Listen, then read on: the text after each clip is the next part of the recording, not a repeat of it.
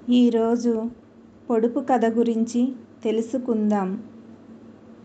పొడుపు కథ నిర్వచనం: చాతుర్యంతో కూడిన, కళాత్మకమైన, లయబద్ధమైన, సంక్షిప్త గూఢోక్తి పొడుపు కథ. ఇంకా వివరంగా చెప్పాలంటే, పొడుపు కథ అనేది నిజమైన అర్థాన్ని కప్పి ఉంచి ప్రశ్న రూపంలో ఉంటుంది. కానీ ఇది జవాబును నేరుగా సూచించదు. పొడుపు కథలో ఒక వస్తువుకు సంబంధించిన అలంకారిక వివరణ, సాహిత్య వివరణ ఉంటాయి.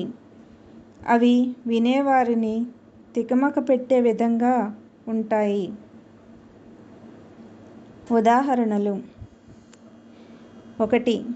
తోకలేని పిట్ట 90 ఆమడలు పోతుంది.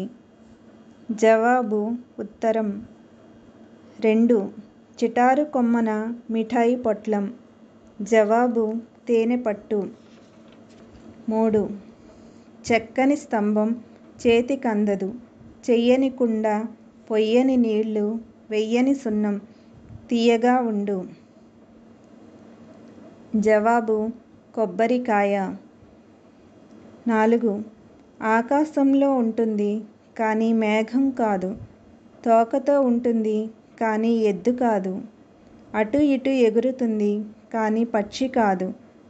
పట్టు తప్పితే చాలు పరుగులేస్తుంది. జవాబు: గాలిపటం. 5. కిటకిట తలుపులు కిటారి తలుపులు ఎప్పుడు తీసినా చప్పుడు కావు.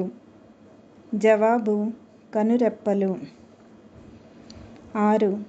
తెల్లని పొలంలో నల్లని విత్తనాలు చేత్తో జల్లుతారు, నోటితో ఏరుతారు. జవాబు: పుస్తకం, అక్షరాలు చదవడం. ధన్యవాదాలు.